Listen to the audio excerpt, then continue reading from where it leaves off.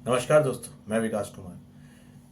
Nuclear weapon ये ऐसा weapon है जो पूरी धरती, पूरी दुनिया को खत्म कर सकता है। एक न्यूक्लियर बॉम्ब क्या कर सकता है ये हम हिरोशिमा और नागासाकी में देख चुके हैं।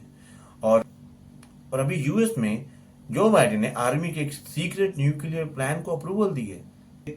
अगर किसी भी कंट्री से यूएस को खतरा लगेगा, उसके सिटीजन या उसके बॉर्डर्स पर, तो वो डायरेक्ट बिना किसी वार्निंग न्यूक्लियर अटैक कर सकता है।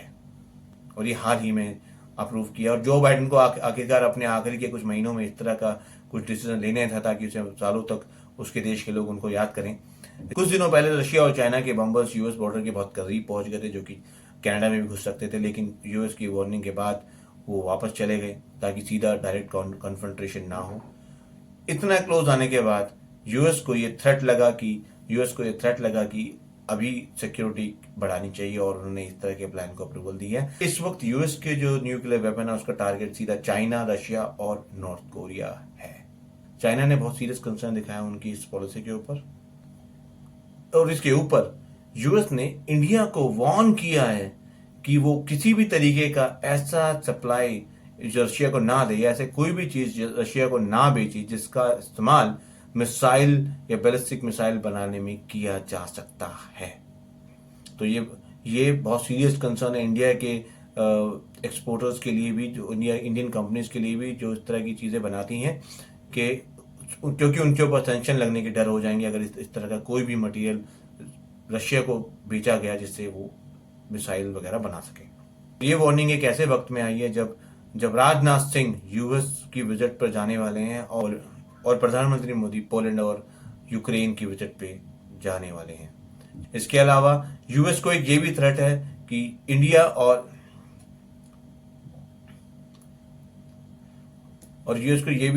यूएस को एक ये भी थ्रेट है कि इंडिया और रशिया के बीच हो रहा बिजनेस डील ये बढ़ ना जाए।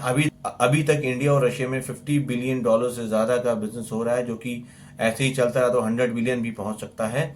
और अभी ये दो कंट्री एक नए पेमेंट मेथड के ऊपर भी काम कर रही हैं, जिसमें कि आप यूएस डॉलर को ट्रेडिंग के लिए अवॉइड कर सकते हैं।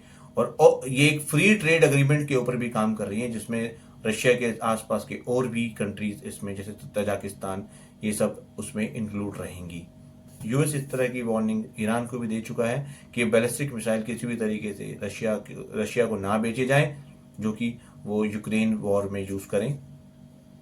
चाइना के लिए भी यूएस सीरियसली कंसर्न है, बट चाइना ऑलरेडी इस तरह का साजो सामान रशिया को एक्सपोर्ट कर चुका है। इसमें यूएस को क्या फायदा है?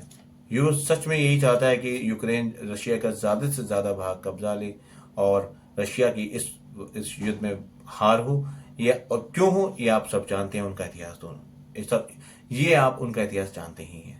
जो नहीं जानते, यूएस और रशिया आपस में एक तरह के एनिमी कंट्रीज हैं। कोल्ड वॉर की कंडीशन में रहे हैं आफ्टर सेकेंड वर्ल्ड वॉर, और कई बार डायरेक्ट कन्फ्रंटेशन से होते होते इनके बीच में रह गया है। हालांकि रशिया से इनडायरेक्ट कन्फ्रंटेशन यूएस कर चुका है अफगानिस्तान में नेटो फोर्सेस के द्वारा। तो देखते हैं कि इस पे इंडिया का क्या स्टैंड रहेगा, और इंडियन बिजनेसमैन जो है, इंडियन कंपनीज जो है, वो किस तरीके से इसको डील करेंगी। साथ ही साथ अब भारत के रक्षा मंत्री राजनाथ सिंह इस चीज को कैसे लेते हैं और किस तरीके से इस चीज को डील करेंगे, और प्रधानमंत्री मोदी का आज के ऊपर क्या कहना होगा, क्योंकि सिचुएशन सच में गंभीर होने वाली है। नमस्कार, मैं विकास कुमार।